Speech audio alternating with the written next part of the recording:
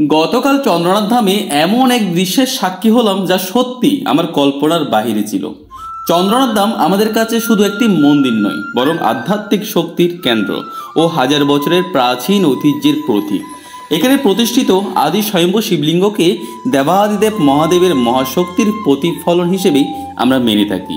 বিশ্বাস করি এই ধামে মহাদেব নিজেই নিত্য অধিষ্ঠান করেন এবং ভক্তদের দুঃখ দুর্দশা দূর করেন। এই জন্য যুগ যুগে ভক্তরা অসীম ভক্তি আর আস্থার সাথে এই ধামে এসে পূজা অর্চনা করে থাকেন।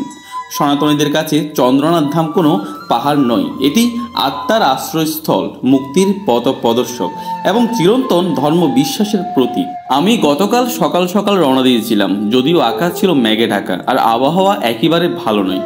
তবুও মনস্থির করেছিলাম আজ চন্দ্রনাথ ধামে যাবই।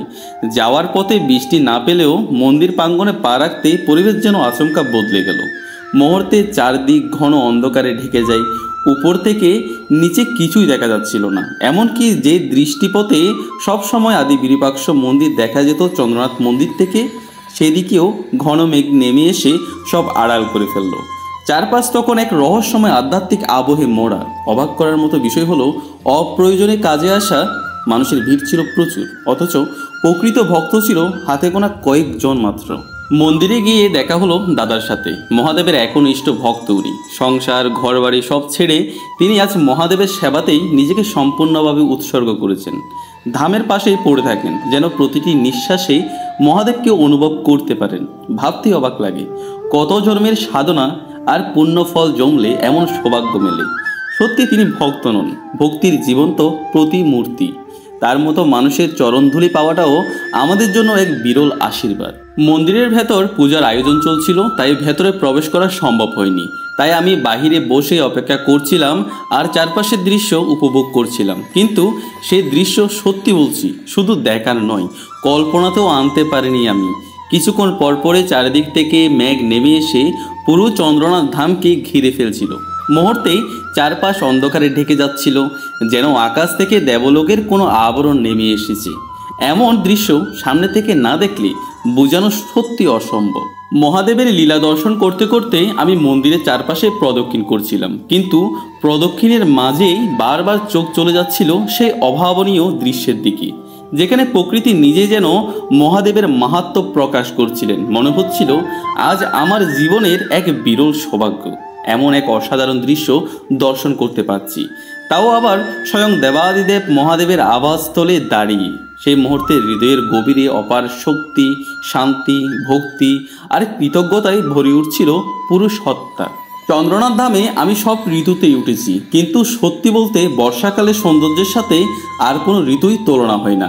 এই সময় চন্দ্রনাথ ধামের রূপ যেন প্রতিক্ষণে বদলে যায়। হঠাৎ দেখবেন পুরো ধাম ঘন কুয়াশা আর ঝড়ে আচ্ছন্ন হয়ে গেছে, মনে হবে সব কিছু মিলিয়ে গেছে অদৃশ্য কোনো জগতে।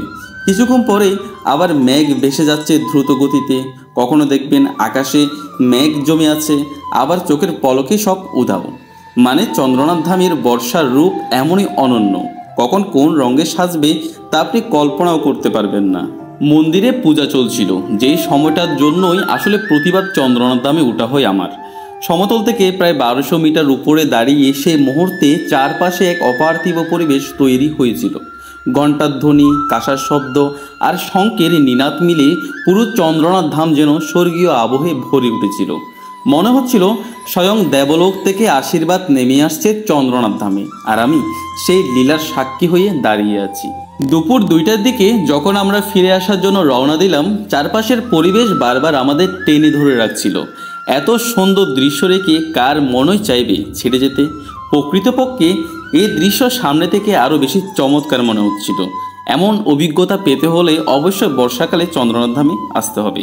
আর আমার সাথে যুক্ত থাকলে আপনি দেখতে পাবেন চন্দ্রনাথ ধামের প্রতিটি ঋতুর রূপ, পাশাপাশি জানতে পারবেন বাংলাদেশের সকল প্রাচীন মঠ মন্দিরের ইতিহাস ও তাদের আধ্যাত্মিক সৌন্দর্য।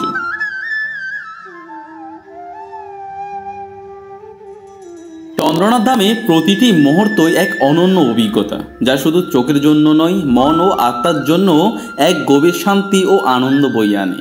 বর্ষাকালের এই অদ্বিতীয় পরিবেশ, মহাদেবের লীলা, ভক্তদের অকুণ্ঠ ভক্তি এবং প্রকৃতির অপরূপ সৌন্দর্য সব মিলিয়ে চন্দ্রনাথ ধাম হয়ে ওঠে সত্যিকারের আধ্যাত্মিক ধাম।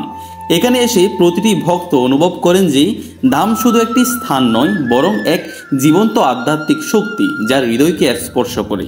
তাই চন্দ্রনাথ ধামে এসে এই অভিজ্ঞতা নিজে না দেখলে বোঝা সম্ভব নয়। এটি এক ধরনের অমূল্য আশীর্বাদ যা মনে ধরে সব সময়।